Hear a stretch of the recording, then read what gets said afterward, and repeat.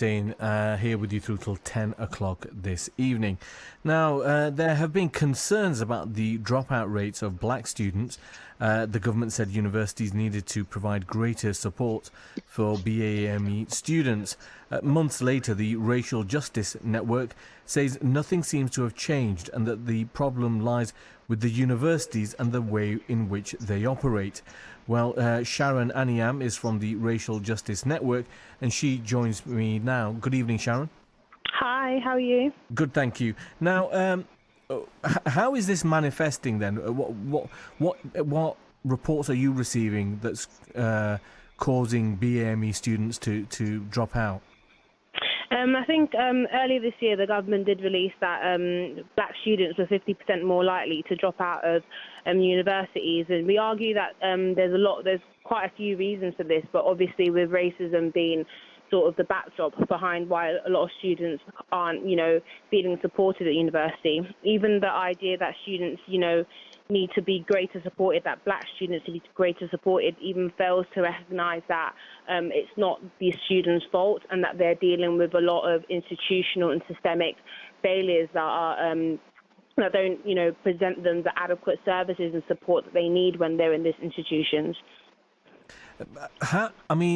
Some of what you're saying, if indeed perhaps even all of it, someone who comes from a working class background could say applies to them. They would feel out of place if it's, for example, it's a silly example, perhaps dinners, not knowing which cutlery to use. All these kinds of things could be equally difficult for them. How can you be sure that all or most of this is down to race rather than class, because many BAME students will also come from working class backgrounds? I think it's important to say that it's not an argument of either or. I think race and class issues are very much entangled and intertwined. At the Racial Justice Network, we do look at things very much from an intersectional point of view and argue that racism and classism operate together. And when we look at sort of how white supremacy functions, it functions using this class divide and it's predicated on this classism that we see. So yes, I would also argue that students who are from a lower class position also don't feel adequately supported by universities. But when we look at the people who make up this group of people we're talking about, who make up, the lower socio-economic tables, they are often black and brown students.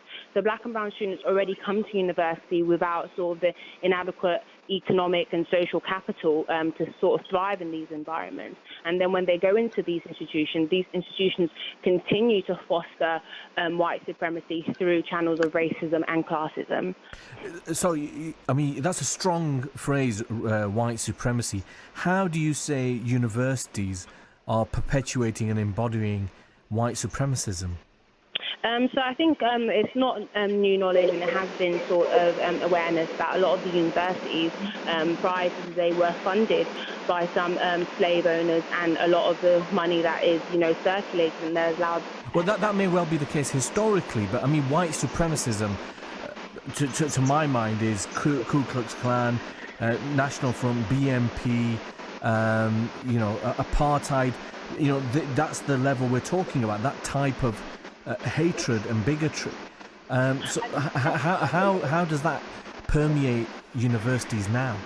I think the image of looking at white supremacy from a Ku Klux Klan frame is also problematic, as white supremacy is the system in which most of the institutions that we're part of operate. So once we start looking at white supremacy as being an issue of Ku Klux Klan and skinheads and that sort of issue, we miss the problem. No. Well, then please explain it to us then. So in what sense do you use the term? So we use the term if you look at some of the student-led campaigns by black and brown people, for example, why is my curriculum white? Or I too am, or why isn't my professor black? Some of these ideas that started these campaigns were the fact that these institutions work to serve white systems and work to serve sort of maintaining the status quo.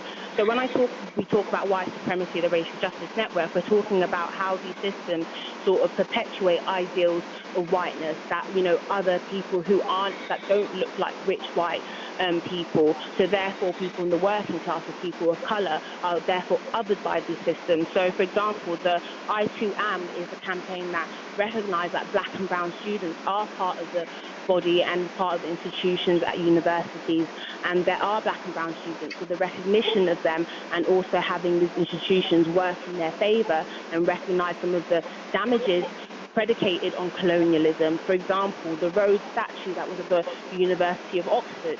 Having a statue there, what are we saying to black and brown students on campus?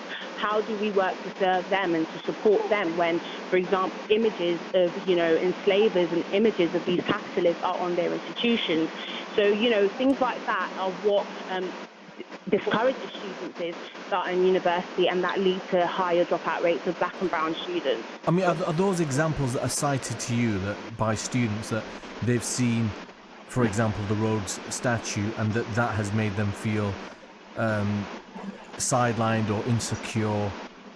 Well, because we're primarily based in Leeds and Bradford, the Rhodes example hasn't necessarily been cited from students. But one of the issues that has been cited from students in our local area has been, for example, in the universities, not seeing enough black academics, not seeing enough black support staff, enough black pastoral staff. For example, a lot of the academics and the faces they're seeing are, white members of staff or white academics. How are these students meant to thrive for more if there isn't any representation? So some of the students in our local area are dealing with those struggles of not having academics or support staff that look like them, that they can go to and trust enough to speak about their experiences of racism on campus.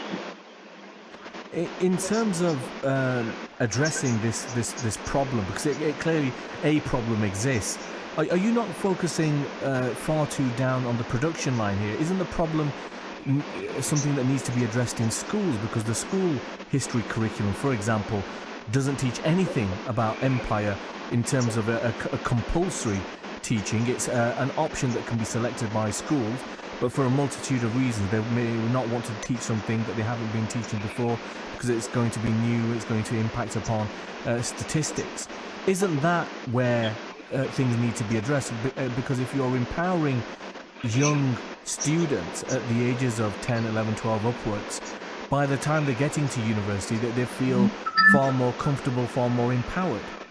Yes, and I think that's a brilliant point that you raised there, and that's something that we also argue for, that our education system is a very Eurocentric education system that sort of values what we've always learned, and we can see this as early as nursery, as early as reception and primary school. And there is a greater argument that as early as 6, we need to start teaching students about the colonial legacies of the UK, and also teaching the history, and not just only one history, but history of the black and brown people here in the UK. We have a real history of black and brown activists and of resistance in the UK, and if we look back to some of the race protests that have taken place in the UK. However, in the school systems, we're not learning about this. The students aren't really learning about the history and the black history that happens in the UK. So there's a greater argument for including this discourse as early as, of school age, so that once it comes to university levels, black and brown students feel like they're represented on the curriculum, and they're represented in the staff that they see,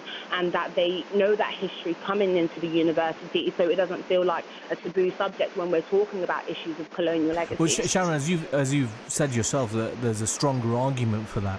What some people listening may have difficulty accepting is that BAME students are dropping out because they're not seeing black members of staff or support staff there, that's the cause of them dropping out. Would you accept that's a hard sell? Because if that's all it is, if there's nothing more than that, in the sense of then as a consequence of that, suffering discrimination at the hands of the staff that are there, or the support staff that are there, that doesn't sound like it can be the predominant explanation for why these students are falling out. I don't think it's necessarily the most predominant explanation. I think it's definitely one of the explanations that needs to be listened to. So if people are listening to this and thinking, oh, well, that can't be the only reason, or that's not a good enough reason, one thing that I would say and tell people that it's important to listen to the voices of these black and brown students, regardless of whether people can, understand it, if that might not be the case for them. These students are speaking and are saying that they are tired of being in institutions where they're not represented. These students are speaking and saying they're tired of being in institutions where they're not supported. And in order to offer that support to them, in order to make them feel welcome and to sort of pay attention to some of the statistics we're seeing on these dropout rates, we need to listen to these students, and we need to recognise that there is an importance in representation. There is an importance of seeing people that look like you. You know, the UK has been built on, you know, with the help of black and brown people, and we are here because of that history. So it's important that that is talked about and that is openly acknowledged. So, you know, I don't think it's a reason that can be thrown away and said, oh, that, you know, that's not good enough reason. These are the voices that are speaking, so that therefore they need to be listened to. Sharon Anyaim, thank you very much for joining us on BBC Local Radio.